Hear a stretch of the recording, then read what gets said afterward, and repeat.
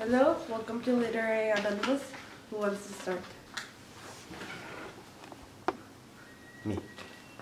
Hello, my name is Arcadio One. I come from Mandolado, a little, not so little town anymore, from south there, in the south. And I have just realized that my life has no meaning, that everything is just one big circle, and everything just keeps repeating itself in my life. And not only in my life, but in my family life. I found out this when I read the things that the gypsy, Mercedes, friend of my great-great-grandfather, left some codes that I deciphered with my aunt, my tia Ursula, from the corner. And here is where I found out that the solitude in my family has been coming and coming, from my father dying alone, chained from a tree, to my sister killing my other sister for a man, to my other great-great-granduncle dying because of war, and then my other uncle dying also because of war. I just realized that my life is just filled with solitude and sadness, and that it will never end. And by reading this text, I also found out that my present and my future is, without a doubt, so sad, because my family will come to an end, with my little child being eaten by ants. And there is nothing that I can do about it. Even my town would crumble with a hurricane, and nobody believes me. My life has no meaning as it is. That's it. Well, hello, I'm Nurse Ratchet. I work at a psych ward in North Ohio, where I treat people with disorders. Everything was great. I was in control and everyone respected me, until McMurphy came into the ward. McMurphy was a man who was a gambler. He had done very bad things in his life. He was a psychopath. He got into a ward and immediately everything changed. He took every patient and turned them against me. He told them that I was mean and cruel and that my practices were inhumane and that I wanted them all to be dead. He started changing things around. He wanted to overthrow my power. He started ruining patients. He took them out of the ward. He took them to boats with prostitutes and drugs. This could not be. McMurphy was getting worse every day. One day, when everything went wrong, it was at night, and he got some prostitutes into a ward. Naturally, all patients that were sick didn't know what to do, and they all started to have emotional breakdowns.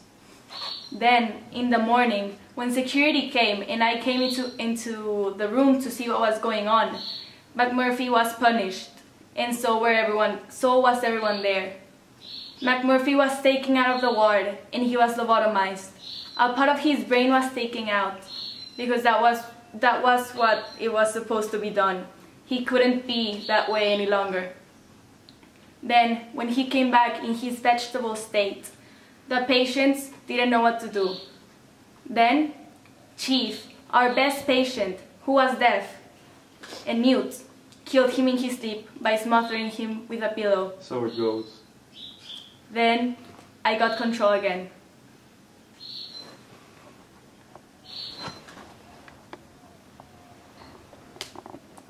Hello, my name is Billy Pilgrim.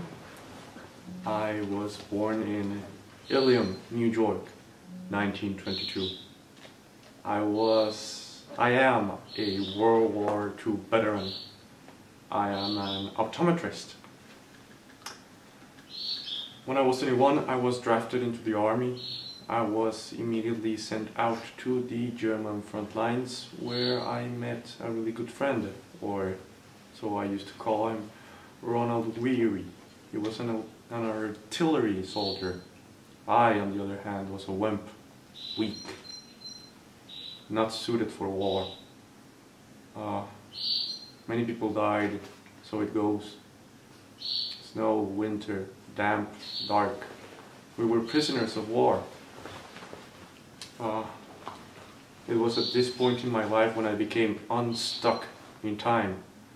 I would relive different times, different lapses of my life, uncontrollably, simultaneously. I would sleep and wake up being a baby, 6 years old, and I then would close my eyes and be an old man. It was as if I would see on the fourth dimension.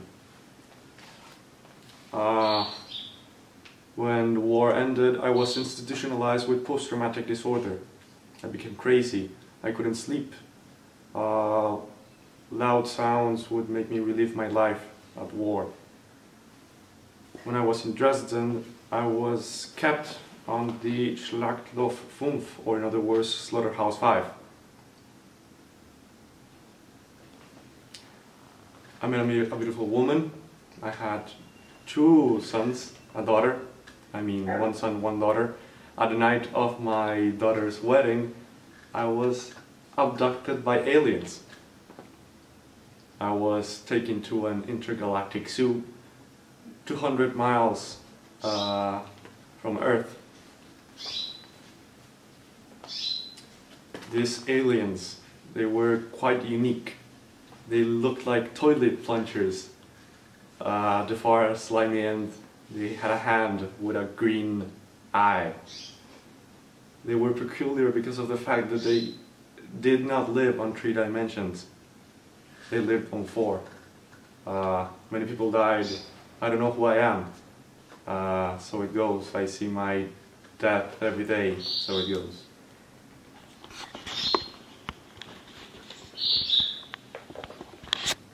Hello, my name is Alice, and I'm a drug addict. Everything started when I learned that my father accepted a job in another city and that we were gonna move. Then my crush told me that he didn't want me, so I kind of got obsessed, and it was horrible. When I moved, my brother and my sister started making friends really fast, and I was left alone. Then my parents told me that I was going on a trip to my hometown with my grandparents, and I was really happy because I would see my friends. When I got there, I went to a party, and that's when it happened. That's when, for the first time, I tried a drug. It was LSD. And since then, I haven't stopped, and everything has been really horrible in my life. Nothing has been okay, and now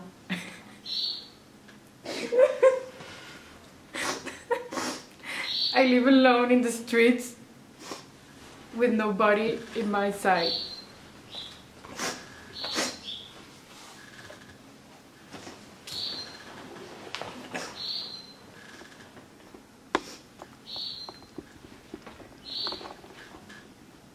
Hello, my name is Andrea. I'm a shepherd boy from a small Andalusian town from Spain. I have been searching for the meaning of my life since I was really young.